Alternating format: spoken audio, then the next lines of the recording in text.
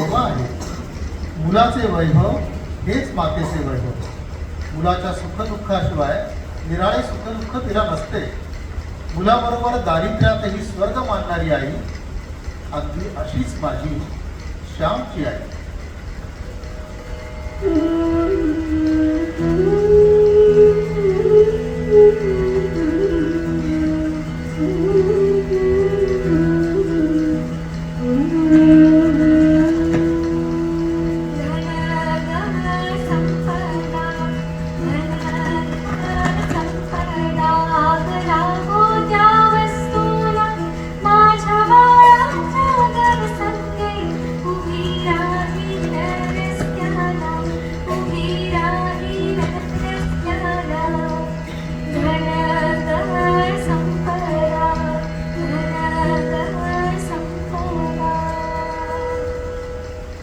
होय, मी कवी आहे.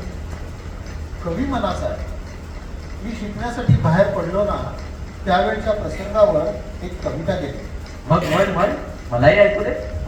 दूर शिकण्याचे श्याम निघे जाया, दूर शिकण्याचे श्याम निघे जाया, रडे माता तिज आवरे न माया. उशी लोचन ती धरून मनी धीर, धैर्य लोपे येऊन पुन्हा नीर. श्याम पोटाशी धरी संगे बसलो, येत हेलावून अंतरंग सिंधू. हात पाठीवर फिरवी सानुरागे, अश्रुधारा डोळ्यात पदाला.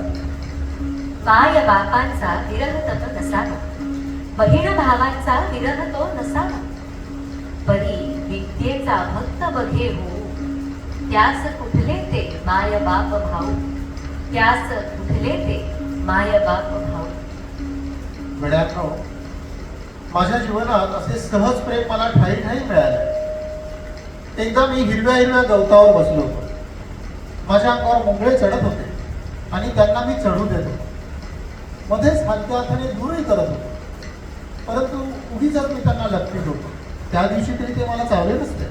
मग इतक्यात मोराच्या ओरडण्याचा उत्कट आवाज माझ्या कानांवर आला. तो केकाराव कानी पडताच मी उठलो. कुठे एक मोर पाहू लागलो. मी बघत बघत निघालो. मोर पाहण्यासाठी डोळे अधीर झाले. मी भिरी भिरी हिंडत होतो. तो माझ्या डोळ्यांसमोर किती सुंदर दृश्य. हिरव्या हिरव्या रानात तिथे मोर होते. मोरांनी पिसारे उभारले होते. भव्य दिव्य देखावा. काही मोर खाली होते, काही झाडावर होते. मी दुरून पाहत होतो. माझ्या हृदयाचा पिसाराही आज उभारलेला होता. प्रेमाचे वेग घेऊन त्यांनी माझ्या मनमयुराला मत्त बनवले. एकदम मेघगर्जना झाली. बिजलीही चमकली. मोर तन्मय होऊन नाचू लागले. सृष्टीतले ते सहज सुंदर नृत्य होते. पाहता पाहता मीही नाचू लागलो. टिपऱ्यातील गाणं म्हणू लागलो. शालू नेसून अंजिरी, कृष्ण वाजवी खंजिरी, हरिगुण गाता अनंतरे, लिहावया धर दीन पुढे रे. धिनाधिनक धिन्नाधिन, गोप गुंफुया धिन्नाधिन. आता पाऊस पडू लागला. मोत्यांसारखे थेंब पडू लागले. मी तोंड उघडून चातकाप्रमाणे पर्जन्य बिंदू पिऊ लागलो. मी मोर झालो होतो, चातक झालो होतो. वर आ करून हातात टोपी धरून मी नाचत सुटलो होतो. प्रिय सुधास, दिवसा आपण फुले फुलवावी, रात्री प्रकाशाच्या बागेतील देवाची फुलबाग बघावी. To grow flowers by day, to see stars by night, असं महान लेखक व्हिक्टर युगोनं म्हटलंय. आकाशातील ताराबाग सदैव घवघवीत आहे. ते नित्य नवीन आहे. पश्य देवस्य काव्यम न ममार गेजती, हे देवाचं काव्य आहे. ते अजर अमर असं आहे. सुधा, तुला सृष्टीचं काव्य वाचण्याची गोडी लागू. Books in brooks, sermons in stones. Books in brooks, sermons in stones. झऱ्यातून पुस्तक आहे, पाषाणातून प्रवचन आहे. पण पाहायला डोळे हवेत, ऐकायला कान हवेत. पंडित नेहरूंनी मुलांसाठी लिहिलेल्या लेखात हीच गोष्ट सांगितली. विशाल विश्वातील वस्तुमात्राजवळ सहानुभूतीचे डोळे घेऊन जा. किती सुंदर पत्र लिहिली हो गुरुजी तुमची. प्रिय सुधास, दुसऱ्याच्या हृदयात काय चाललंय हे कळायला एक उपाय आहे, सहानुभूती. सहानुभूती म्हणजे संगीताची जननी.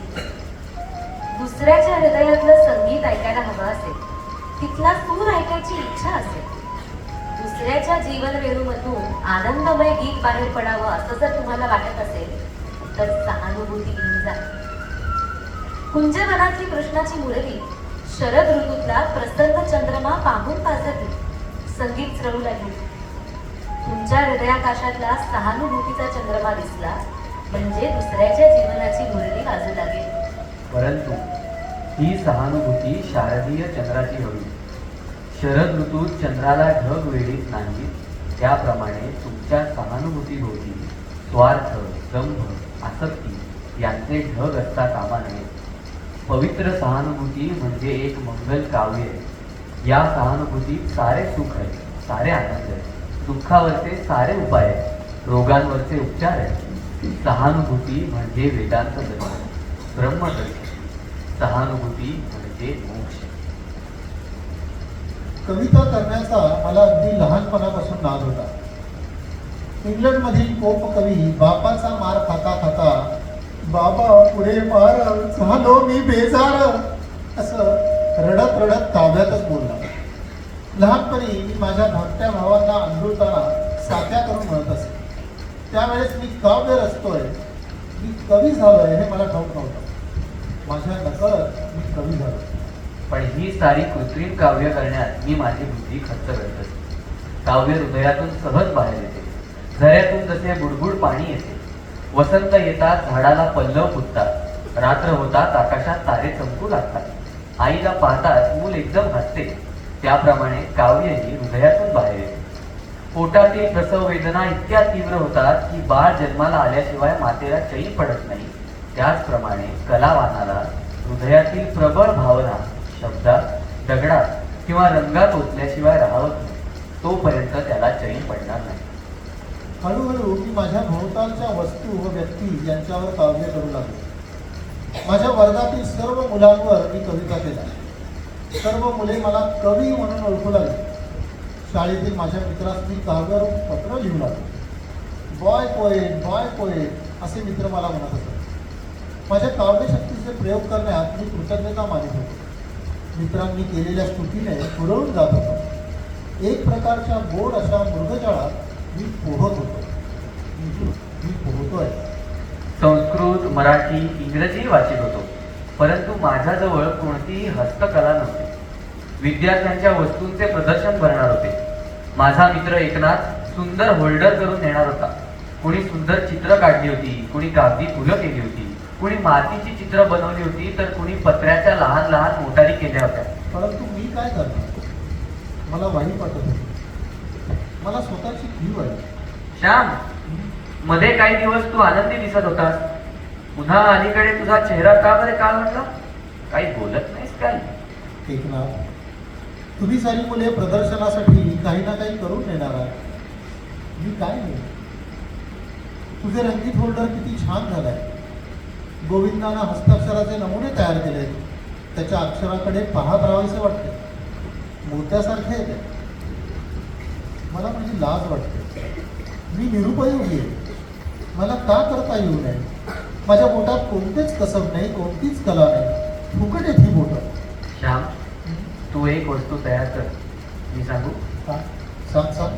काय बरं करता येईल मला? तू एक सुंदर कविता कर. तुझ्याजवळ पुष्कळ आहेतही. एकनाथ, कविता म्हणजे का हस्तकला? कविता म्हणजे हृदयाची कला. आपल्याला जे येत आहे ते आपण प्रदर्शनात ठेवावे. त्यात काय बिघडले? परंतु या प्रदर्शनाची मर्यादा ठरलेली आहे. मी जरी असं बोलून गेलो तरी एकनाथचा विचार मी माझ्या मनात घडवू लागलो. करावी आपण एखादी सुंदर कविता. मी मनात ठरवले. वृक्षांच्या महिन्यावर कविता करावी असे मनात आले. कविता तर केली. वृक्ष हे थोर संत हे नाव त्या कवितेला दिले. कविता मला आवडली, माझ्यापेक्षा एकनाथला अधिक आवडली. एका मित्राने एका कागदावर चोहो बाजूंनी मला नक्षी काढून दिली.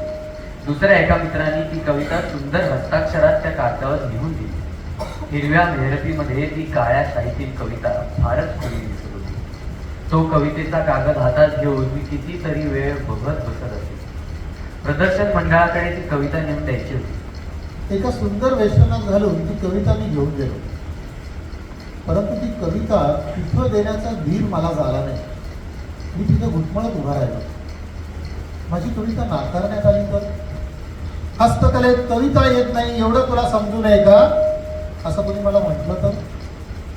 माझ्या कवितेचं असं प्रदर्शन होण्यापेक्षा ती माझ्या हृदयातच असलेली बरी. मी माघारा वळलो, घरी आलो. श्याम, दिलीस का कविता? तुला खात्रीनं बक्षीस मिळेल बघ. आपल्या महाराजांना कविता नक्की आवडेल. ते तर म्हणतील, कोण हा कवी? श्याम राजकवी होणार, राजकवी. पण श्याम तर काही बोलतच नाही. अरे, कवींची हृदय भरलेली असतात. काय बॉय पोएट, तुमचं भरलेलं हृदय थोडं होता की आमच्यावर? मी कविता दिली नाही. काय? म्हणजे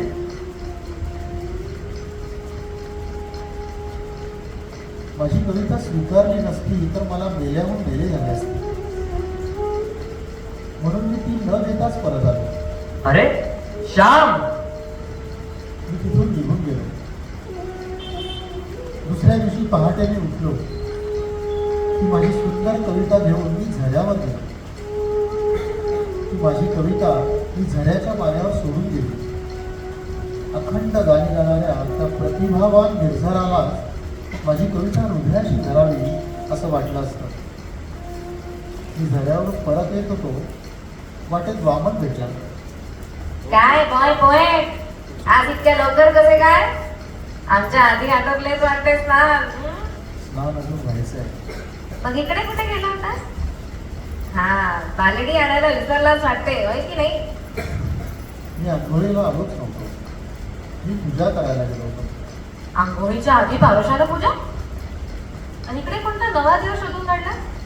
अरे, आम्हाला तरी दाखव, म्हणजे रोज आंघोळ करून येताना आम्ही थोडे पाणी घालून नमस्कार करीत जाऊ. झरा माझा वेळ. श्याम, काव्य पुरे झाले हो. हे काव्य आहे व सत्यही आहे.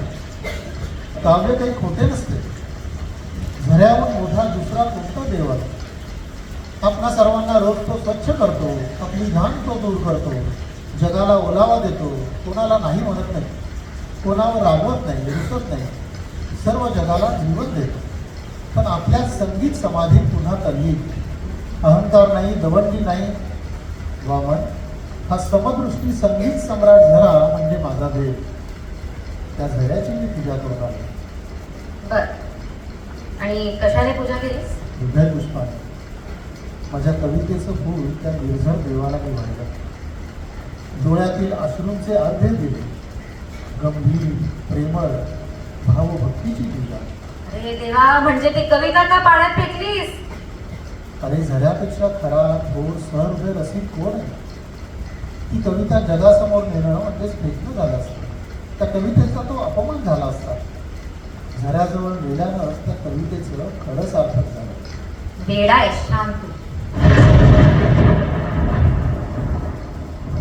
प्रिय सुदास, ज्येष्ठ महिना संपलाय. आषाढ सुरू झाला. आर्द्रा नक्षत्र निम्मे होऊन गेले तरी आर्द्रता कुठेही नव्हती. कसे होईल वाटत होते. तो 4 दिवसांनी ढग आले. पश्चिमेचे वारे येऊ लागले. आकाश मेघांनी भरले. जो तो अंगणात येऊन पाहू लागला. आपली सोनाराळीची